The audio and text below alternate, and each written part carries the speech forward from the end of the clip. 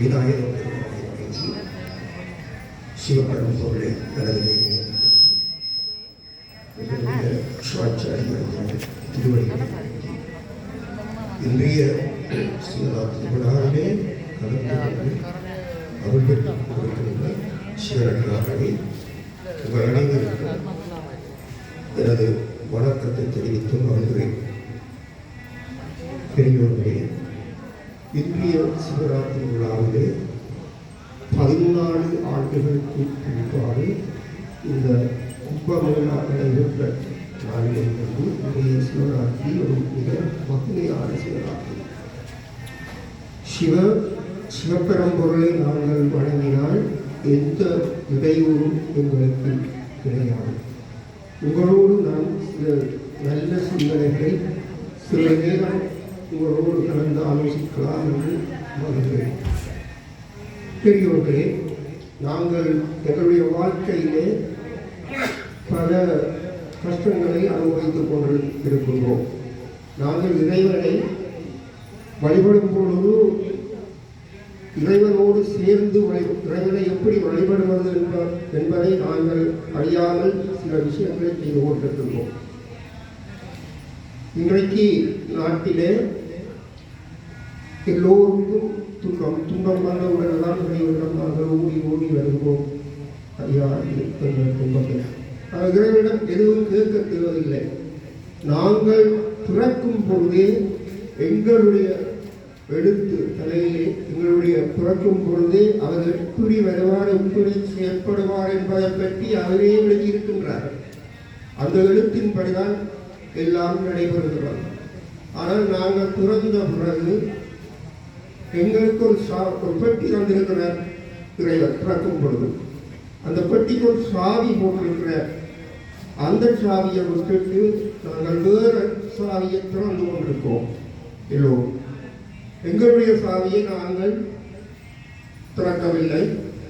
மற்ற வேண்டிய கூட்டுகளுக்கு போய் எங்களோட சாவியை போட்டு தொடர்ந்து கொண்டு பார்க்கிறோம். நாங்கள் முதலிலே எங்களோட சாவியை எங்களுக்கே திறக்க வேண்டும். பெரியோர்களே, இந்த நில கண்ணாடி இருக்கிறது அல்லவா, இந்த நிலக்கண்ணாடியை நாங்கள் வீடுகளில் உங்களுக்கு கண்ணாடி இருக்கும். கண்ணாடிக்கு முன்னுக்கு போய் பாருங்கள். அந்த கண்ணாடி 3 விஷயத்தை எங்களுக்கு சொல்லுவோம். என்னவென்றால், கண்ணாடியை பார்த்த உடனே நாங்கள் எங்களை முழு உருவமும் இந்த கண்ணாடியிலே திரிகிறோம்.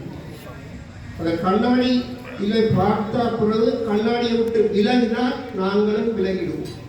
கண்ணாடியை விட்டு விலகிடுவோம். ஆனால் கண்ணாடி என்ன ஒரு உண்மையை எங்களுக்கு சொல்லுகிறது. நாங்கள் கண்ணாடியை பார்க்கும் பொழுது எங்களுடைய கை 2 அங்கே 2 4 கை காட்டும், காலும் 4 காட்டும். எல்லாம் அவர் என்ன காட்டுது என்றால் எங்களுக்கு நாங்கள் தான் உதவி.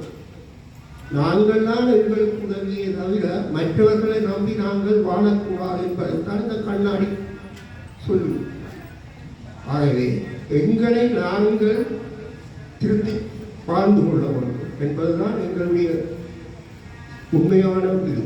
இறைவன் இன்றைக்கு நாங்கள் பல இடங்களுக்கு ஓடி திரிகின்றோம்.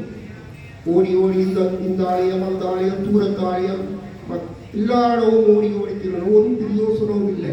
ஒரு ஆலயத்துக்கு வந்து அந்த ஆலயத்திலே நடக்கின்ற பூசைகளை அமைதியாக பார்த்து அதை கண்ணால் உங்கள் கண் தந்திருக்கிறார் இறைவன்.